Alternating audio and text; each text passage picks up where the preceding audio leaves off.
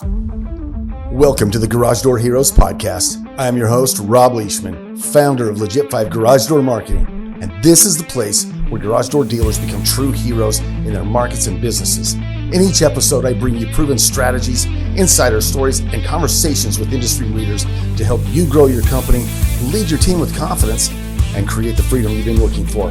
Because in this business, it's not just about fixing doors, it's about building lives, families, and legacies. Let's get started.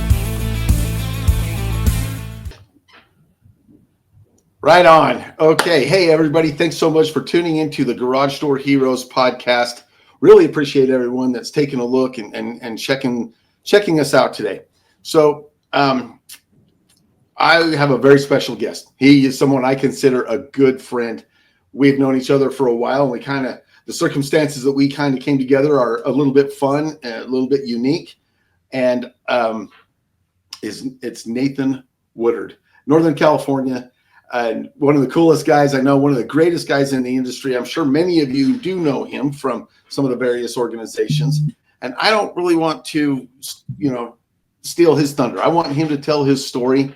And I'm just going to kick it off with Nathan. Tell us how you got into the garage door industry and where did you start and who you might have worked for, and kind of give us the evolution of how we got to where we are today. For sure. Yeah. Thanks, Rob, for having me on. And I've been doing doors for 20 plus years now. And I started during college. My uncle had a garage door company in Connecticut. So during college, I'd go out there in the summer and work with him. That's kind of where I got started. And then that transferred into everywhere I lived. I started doing garage doors for other people. And eventually I was helping run one of the businesses and realized this is cake. No problem. Anyone can do this. So I started my own business. And it's not as easy as it seems. He was probably, hiding all the hard stuff and making easy stuff. So anyway, started my own business in 2009 and sold it in 2016. And then I started this one in 2018. So where was the one you started in 2009? That was in Denver, Colorado. Denver. Okay. Got it. And sold it. Was it just an immediate transition, went from Colorado to Northern California? We had a little transition in between, like a kind of a year sabbatical where we were looking for where we wanted to live.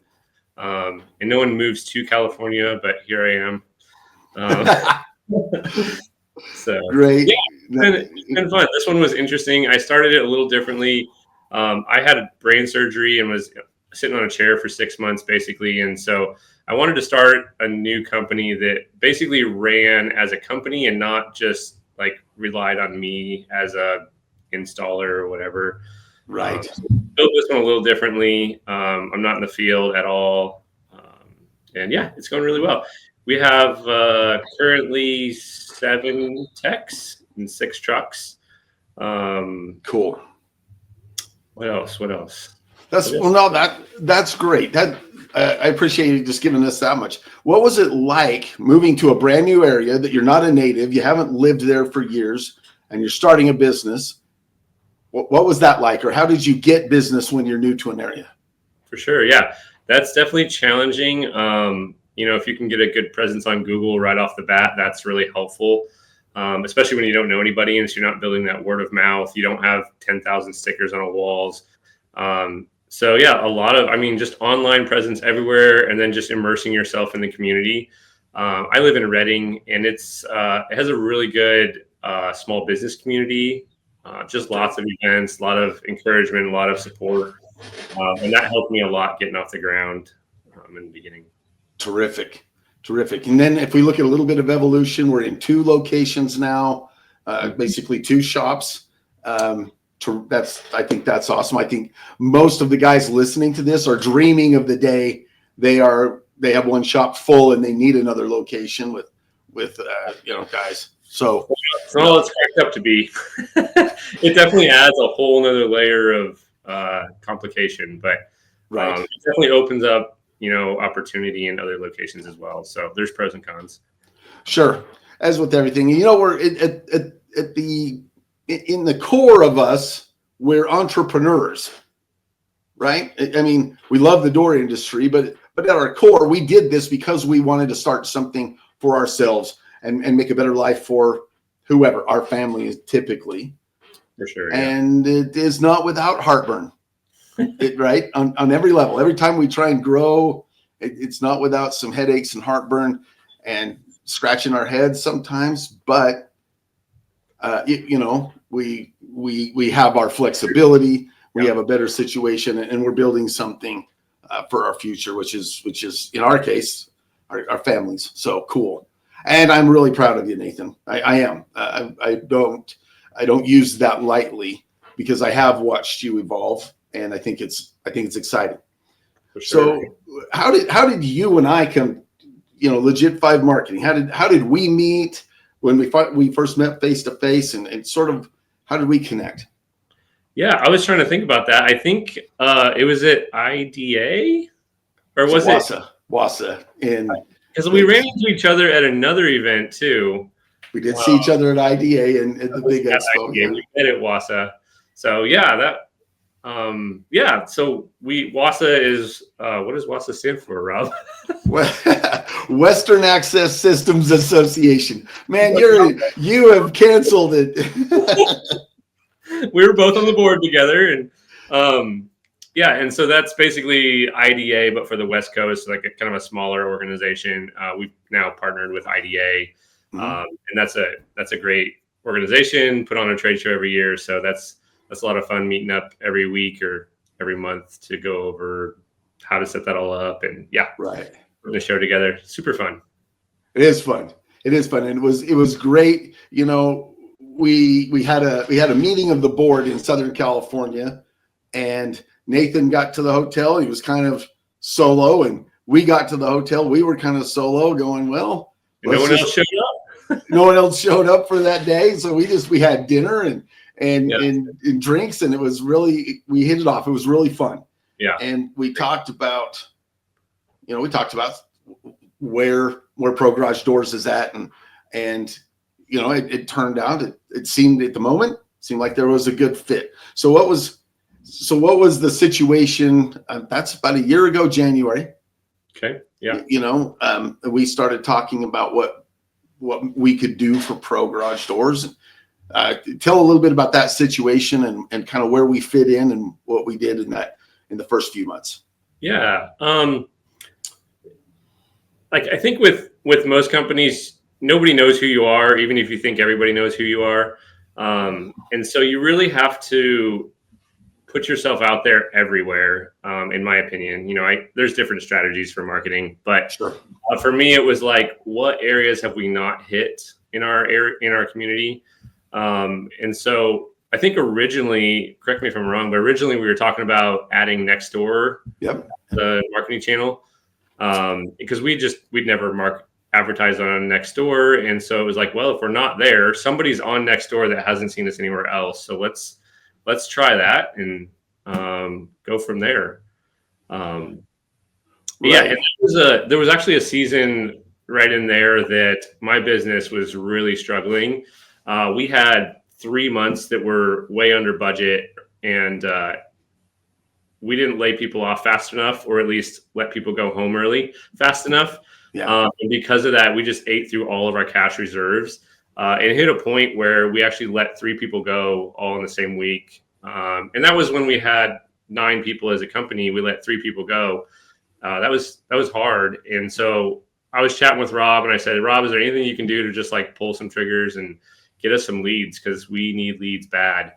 So then the next couple months after that, we ramped it up. It definitely added an extra level of leads that we weren't getting, which was I was surprised, not because of Rob, but because Nextdoor, I didn't think it would be a good lead source. But yeah, Rob came in and helped us do a little bit of training on some specials that we were running, and the guy started cranking it out. We did more money the next month after letting 3 people go than we did the previous 2 months. So from there on, we started just getting busier and busier. Cool. That was great. And that did evolve. We ended up adopting some of the GBP stuff and optimization of the website and some other things. And there was a point in there where Nathan called and he said, I am now booked out 2.5 weeks. We need to kind of rein it in a little bit. Now, who wouldn't love that problem?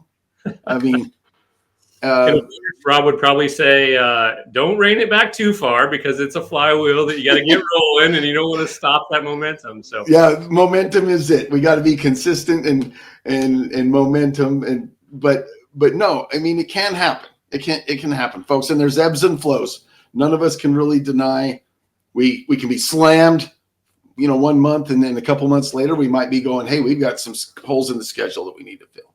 Yeah. Like recently we had a hole in our schedule. And so Rob and Tanner and team threw together some scripting for us. And we did a special for a garage door opener. And we actually just launched that yesterday. So I know I haven't looked specifically, but I think we have 1 or 2 jobs in already for motors on that. So. Yep. I just checked that out. And that's right. That is one of our favorite campaigns for offers that we put out there. Works really well. And I did check. We do have some leads already in there. I think it's not quite been 24 hours, I believe, but it might be. So, that's good. I can't wait to hear how the guys are doing. And I know recently you guys have implemented some things too that have really boosted up the average ticket for the guys. I know we've been talking about a lot lately. Yeah. And, it comes and goes and you have to kind of do constant training. In my opinion, you can't just do a training once. Yep. You do your training once, you'll get some results for a few days and then it kind of goes away. So keeping that constant training running is really helpful. And just learning how to one of our campaigns was a $49 tune-up, and just learning how to take that $49 tune-up and turn it into more value for the customer and figure out ways to really help that customer have a long-term solution for their garage door, even though what they think they want is a $49 tune-up. What they might actually need or want is a more long-term solution. So just help you guys learn how to present that and how to, in a way, provide that value that allows the customer to really want to move forward with something more than $49. Exactly. That's where everybody wins, right? The technician wins. They're paid on performance. So the technician wins, the company wins, the customer is the happiest when they have the best service. For sure. And so that's great. And I've really enjoyed our meetings weekly with the team and watching that evolve and grow. So cool. I would say another thing too, at the towards the beginning of us working together, I mean, our average ticket, I don't think we ever sold a service call over $800 or $900. Like that was probably the highest we'd ever sold a service call before. And we made some tweaks with Rob, but also with some other things. And we've sold $2,000 or $3,000 service calls now, and not in a way that's like twist people's arms, but throw a couple motors on there, do some spring changes. You're doing a lot more work where you're there half a day. And we've seen some big tickets that the guys are super stoked about. Yeah, it's been a lot of fun. Those are the customers that rave about you, right? They're the ones that, you showed up for a tune-up and they're like, my garage door sounds like crap, I hate it. And then they walk away spending $2,000, but that garage door is silent, and it's going to be silent for years and years and years. So those are the ones that see us, to be honest. It's true. And I know you guys have kind of a service agreement where you're taking care of these clients, and they've now the customer sees they're feeling secure. They're feeling like, okay, my door is taken care of. It is not something I need to worry about. These guys are on the scene. I love it. Yeah. Love it. Cool. Well, so let's talk about the last year in terms of revenue, and we don't need to get into exact numbers, but what was revenue sort of like, and how did that evolve in the last year? Well, revenue. I'm trying to think of which one's most important. If we talk about net profit percentage, that's always my number one. Number two would be revenue. 2023, we were at 1% net profit. Well, whoa, boy. Yeah, and so that was like ending out a year and then the beginning of the next year was terrible. So that's why we had to lay some people off. So 2024, we made a lot of changes and started really focusing on sales. And we hit, I think, 7% net, while also growing 30% top line revenue. And then 2025, we're on track to hit probably 12 or 13%. So we're trending in the right way. In 2025, we're probably going to grow 75% over 2024. So, right on. Cool. And so, and I love that. And that is critical, mission critical to the success and longevity of any companies to be monitoring and watching that. But we got to have the sales and revenue to be able to trim where we can. Exactly. Because we can't trim it out of nowhere. And I know if we look at 2024 was a substantial increase over 2023. And I think that's when we started really funneling leads in and giving the guys more shots, at bats, if you will. Yeah. It's a baseball cliche. For numbers wise, I think we did like 900,000 in 2023. We did like 1.3 ish in 2024, and we'll do over 2 in 2025. So bam. That is growth language, guys. That is growth and scale. And sometimes the markets are not friendly. Sometimes the market's not really in our favor. And Nathan is still growing significantly. I love it. Cool. Well, I told Nathan that I gave Nathan an idea on how long this was going to take, and we're kind of infringing. We're going over the line a little bit. I can't tell you how much I appreciate you jumping on here, Nathan. I really do. I appreciate working with you. I do feel like you're a friend. We kind of came together on some common ground without working together. It wasn't a sales pitch. It wasn't him responding to my leads or anything. We were kind of in a situation where we were on the same team, and we were friends first, and that was really cool. It's been really cool. That. I love being friends with people you work with. It's just, it makes it so much more enjoyable. And so I appreciate your feedback too. I'm always look forward to when I can hang out next. I say, Rob, what events are you going to this year, so I can try to make it to those? That's right. Well, cool. Well, I'm gonna let Nathan go. Thanks everybody for watching this far. I want everybody to succeed. I love the garage door industry. I am into it, and I'm committed to it, and I want everybody to make the tweaks and make the changes that they need so that they can have the life and the success that Nathan has had. So great. Thanks for sharing your story and being an inspiration, man. Appreciate it. All right. You bet. All right. We'll talk to you later, man. Yeah. Thanks for listening to the Garage Door Heroes podcast. I'm your host, Robb Leishman. If you got value today, hit subscribe and share this with another garage door hero you know. This show is brought to you by the Legit 5 Garage Door Marketing Team, helping garage door companies grow and dominate their markets. Until next time, keep growing, keep leading, and keep winning.